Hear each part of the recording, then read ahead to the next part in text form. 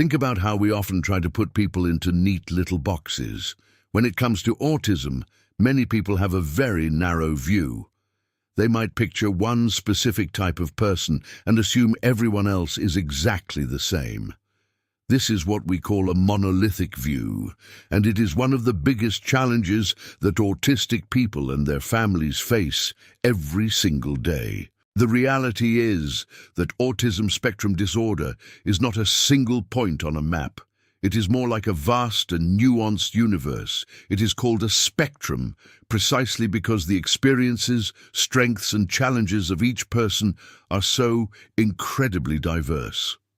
Over the years, our understanding of this universe has grown and changed. Mental health professionals and specialists have moved away from simple labels and toward a deeper look at how each individual sees the world. This change hasn't happened overnight. It has been a long journey from the early days of research to the modern ways we provide support today. The goal of exploring these different profiles is to break down those old stereotypes. We want to look at 6 distinct forms of autism to show how wide this spectrum really is. By understanding these profiles, we can stop seeing just a diagnosis and start seeing the real people behind them. The first profile we should look at is often called classic autism. In the past, this was known as Kanner's autism, named after Leo Kanner. In 1943, Kanner observed a group of children who seemed to have a strong preference for being alone and a deep need for things to remain exactly the same. Today, this is categorized as Level 3 autism. It is perhaps the most recognizable form because the challenges are often quite significant. For these individuals, communication can be a major barrier. Many may never use spoken language, or they might use it in a very limited way. Social interaction is also very difficult, as the world can feel overwhelming and unpredictable. This often leads to behavioral markers like repetitive patterns. You might see someone rocking back and forth or moving their hands in a specific way. These movements aren't random. They are often a way to cope with stress or to find balance in a noisy environment. There is also an intense need for a strict routine. Even a small change, like taking a different route to the store or eating lunch at a different time, can cause great distress. Early detection is key here. Parents often notice that their child doesn't make eye contact or doesn't look when their name is called before they even reach the age of 3. Intellectual abilities in this group can vary quite a bit, ranging from those who have intellectual disabilities to those with average intelligence who simply process sensory information differently. On a different part of the spectrum, we find the profile previously known as Asperger's syndrome. Today, this is classified as Level 1 autism. Unlike classic autism, people in this group usually don't have significant delays in language. In many cases, they have average or even very high intelligence. They are often excellent students or professionals who are very good with words. However, their challenges are more internal and social. While they can speak perfectly, they often struggle with the implicit rules of social life. They might not understand irony, or they may find it hard to read the vibe of a room. Simple things like facial expressions or body language can be a mystery to them. This often leads to social awkwardness, even though they may want very much to make friends. One of the most famous traits of this profile is hyperfocus. This is when an individual develops a deep, almost expert-level interest in a specific topic. Whether it is dinosaurs, space travel, or computer programming, they will learn every single fact they can find. Before we continue, subscribe to the channel and tell us in the comments where you are watching from. In 2013, there was a major diagnostic shift. Professionals decided to remove Asperger's as a separate name and include it under the broader umbrella of autism spectrum disorder. This was done to ensure that everyone on the spectrum could get the support they need, regardless of how high-functioning they might seem. It recognized that even people who are very smart and can talk well still face daily hurdles that require empathy and understanding. This change helped families and specialists focus on the person's specific needs rather than just a name in a diagnostic manual. By looking at these two very different profiles, we can already see how huge the spectrum is.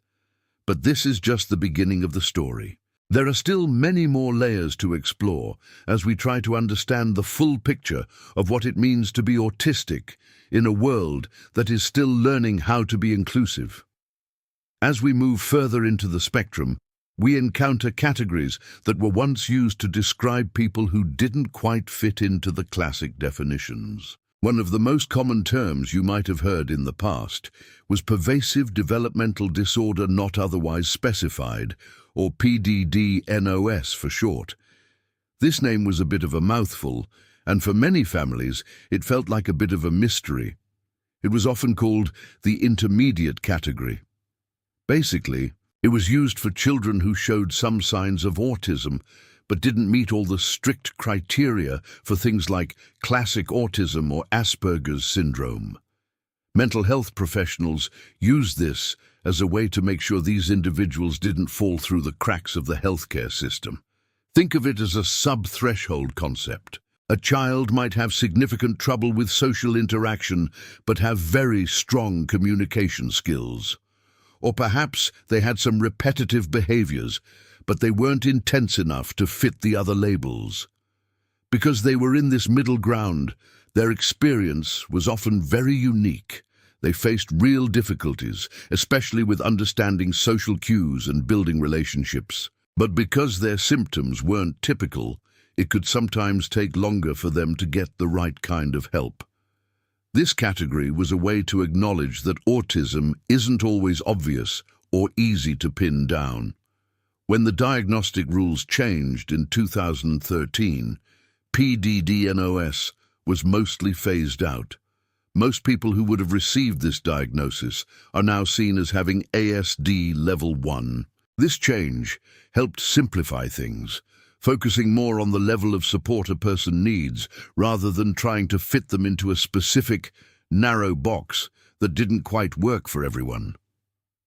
Moving on to something much rarer and more intense, we have to talk about childhood disintegrative disorder, also known as CDD or TDI. This is one of the most impactful and difficult profiles for families to navigate. What makes CDD so different is how it starts. For the first 2, 3, or even 4 years of life, the child seems to be developing in a perfectly typical way. They learn to walk, they start saying their first words, they play with toys, and they interact with their parents just like any other child. They reach all the usual milestones that doctors look for. It seems like everything is going fine, and the family feels a sense of normalcy as they watch their child grow. But then, something changes. This is called the regression phase, and it can happen very quickly. In a matter of weeks or months, the child begins to lose the skills they worked so hard to gain. They might stop talking altogether. They might lose interest in playing with others, or stop being able to use the bathroom on their own. It is a sudden and dramatic reversal that feels like a mystery to everyone involved. For parents and caregivers, this is an incredibly scary and confusing time.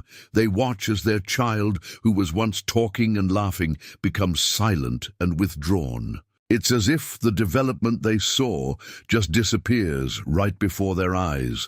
Specialists are still trying to figure out why this happens. It remains a neurological mystery. While there are theories about brain chemistry or genetics, there isn't one clear answer yet. Even though it is very rare, CDD is now included under the general umbrella of autism spectrum disorder because of the way it affects social life and communication.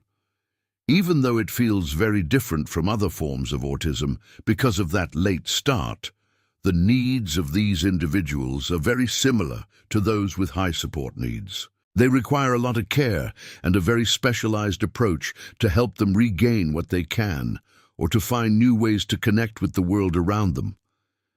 Understanding CDD helps us realize that the spectrum isn't just about how someone is born.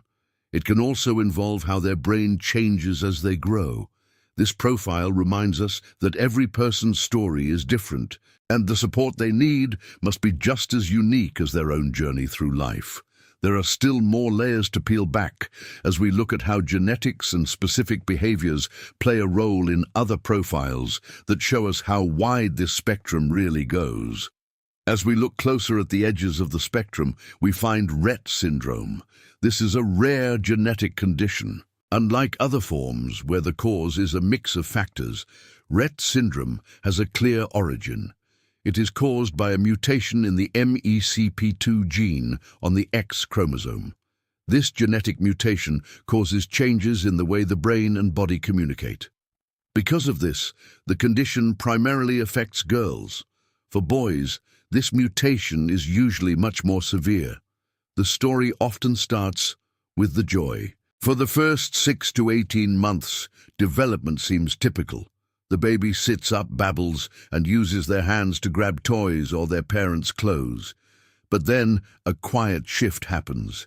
The child starts to lose hand coordination and stops reaching for things. One distinctive marker is a repetitive hand movement, like wringing or rubbing them together constantly. Speech often fades, and moving becomes a challenge. While once seen as a subtype of autism due to social withdrawal, science now classifies it as a separate genetic disorder. Still, it remains part of the conversation because the support needed is so specialized. These individuals require a world that understands their physical limits while recognizing the person inside who still wants to connect and be understood by those around them. On a different part of the spectrum, we find a profile gaining more attention: pathological demand avoidance, or PDA. This is not about losing physical skills, but an intense, anxiety-driven need for control. For someone with PDA, everyday demands feel like a direct threat. It isn't about being stubborn. They are not trying to be difficult, but their nervous system is simply overwhelmed. When asked to do something simple, like put on a coat, their brain enters a state of pure panic. It is a survival response. To others, this looks like defiance, but it is actually just a lot of fear. The individual is trying to protect their autonomy because the world feels unpredictable and scary. This need for control makes social interactions very difficult. Following a schedule or meeting a deadline can trigger an urge to escape. Specialists are still debating how to classify PDA, and it is not yet a formal diagnosis in the DSM-5. However, many experts recognize it as a vital sub-profile. Supporting someone with PDA requires a different approach. Instead of strict routines, they respond better to collaboration and choices. It is a partnership of trust. It requires the support network to be flexible. By recognizing PDA, we stop punishing people for being difficult and start helping them manage the fear that drives their daily actions. As we finish this journey through the 6 profiles, it is clear that the old idea that all autistic people are the same is wrong. The spectrum is a varied landscape, from the focus of Asperger's to the challenges of childhood disintegrative disorder.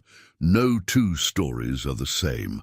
The work started by Leo Kanner in 1943 has evolved into a nuanced view of neurodiversity. We no longer look for a single way to be autistic. Instead, we look for the specific ways each person interacts with the world around them. Diagnosis is not a box. It is a tool for inclusion.